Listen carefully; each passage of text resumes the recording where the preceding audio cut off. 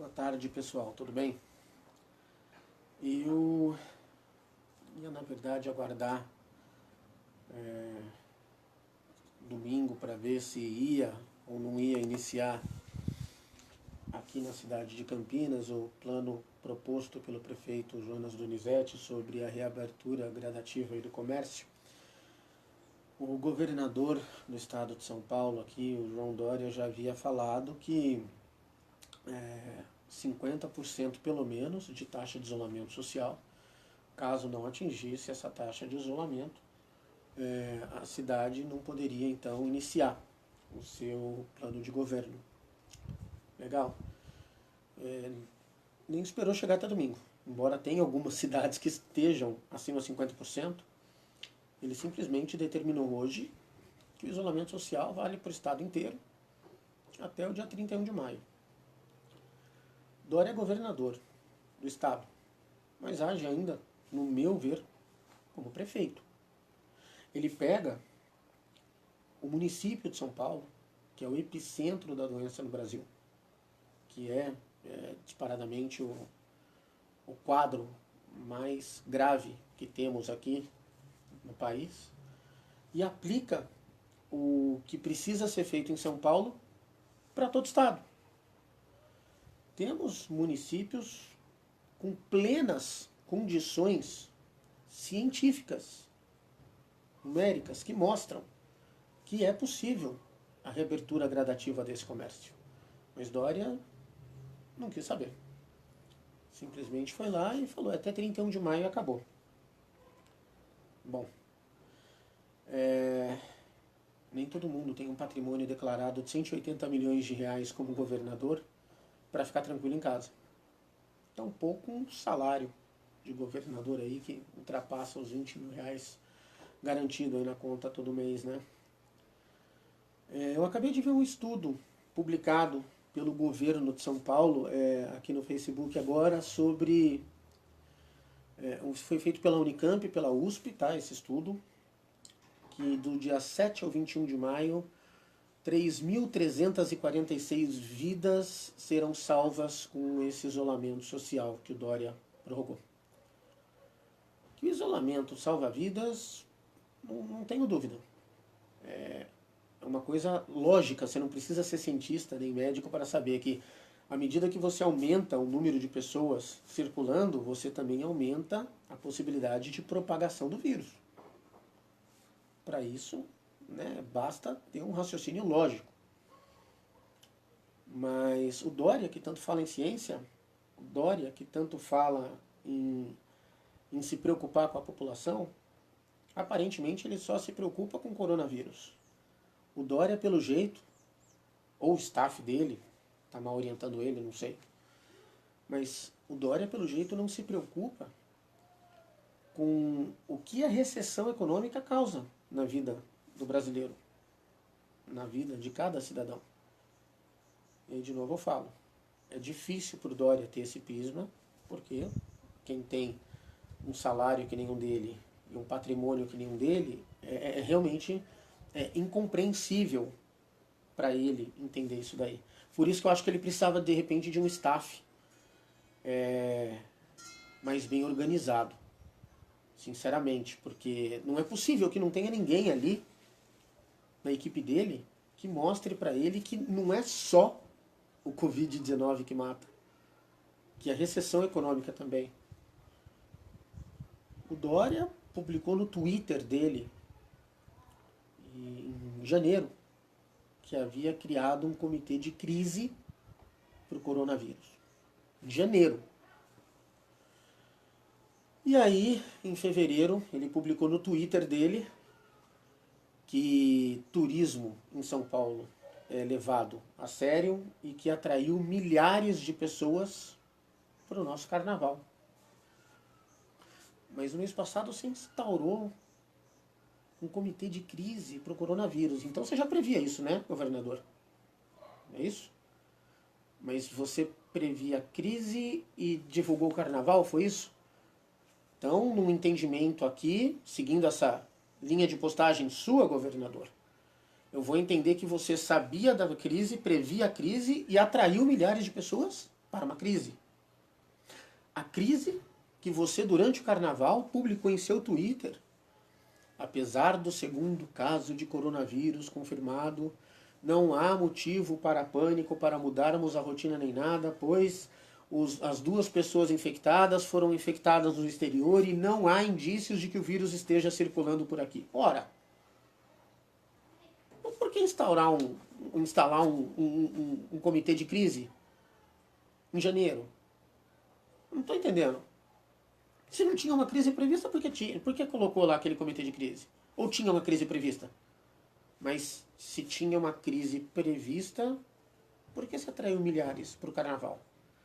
Eu não estou entendendo aí, governador. Você pode explicar melhor para o cidadão aqui, por favor? Para todos nós aqui no estado de São Paulo, que estamos sofrendo com essa pandemia, não só pelo receio da doença em si, mas principalmente, muito mais do que o receio da doença, pela recessão econômica.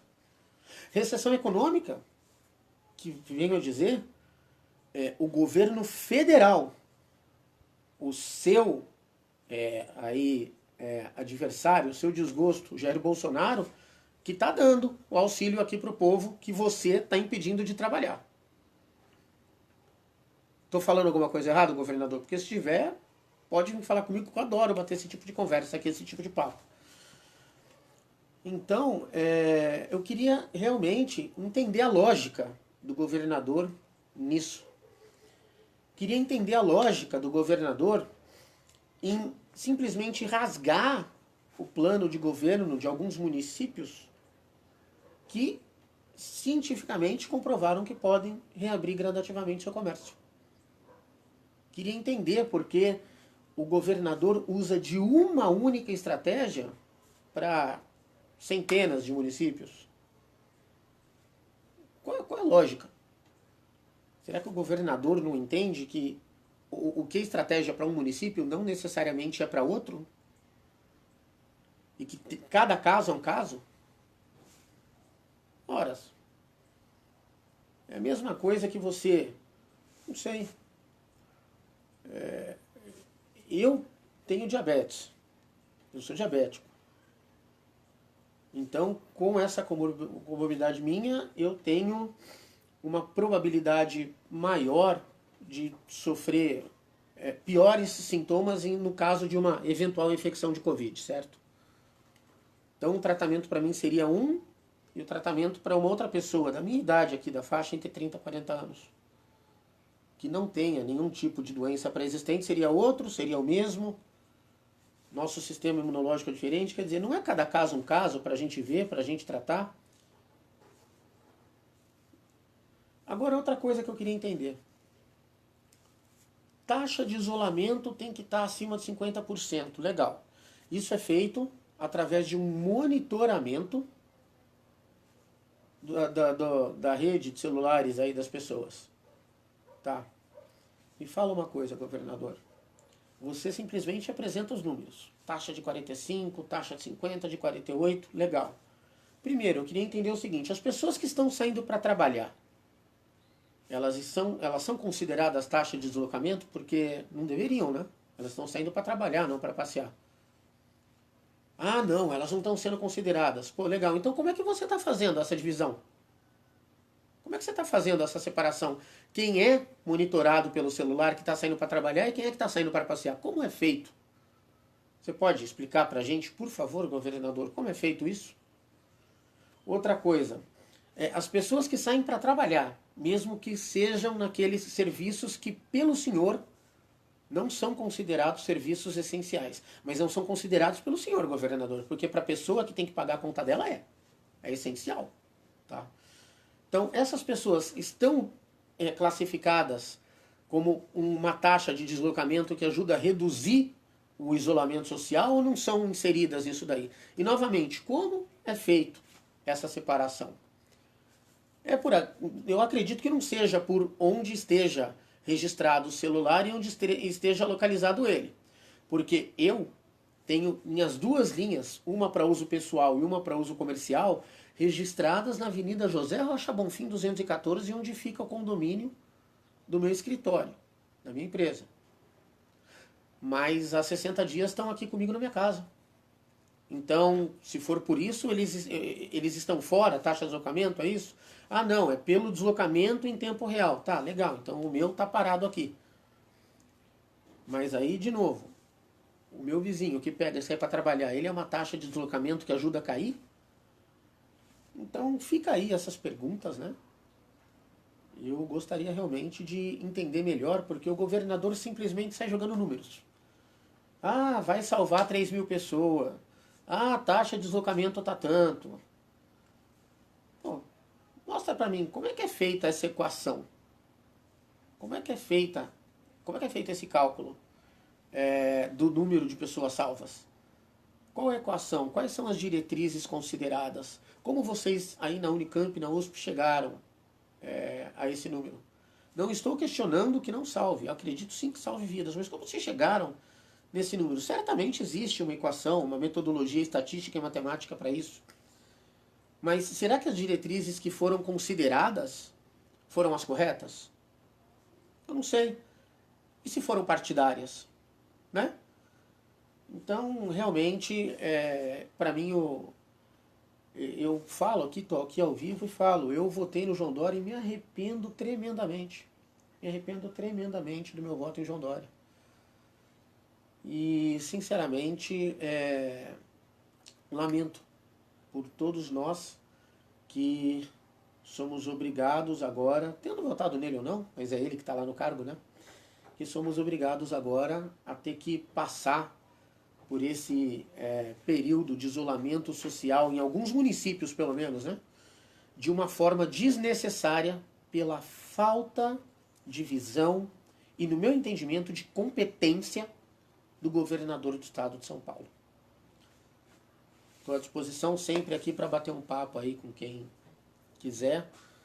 E vamos continuar acompanhando as notícias, a gente tem que manter a calma, não temos outra coisa a fazer agora, não se respeitar, existe um grau hierárquico, infelizmente, ele é o nosso governador, e temos que respeitar até dia 31, e vamos respeitar. Mas, Dória, pelo que eu tenho acompanhado nas redes sociais, você não precisa mais se eleger a cargo público nenhum, porque a qualquer cargo público que você se eleger, ou até síndico de prédio, você perde, cara. Até mais, pessoal. Bom descanso para todo mundo.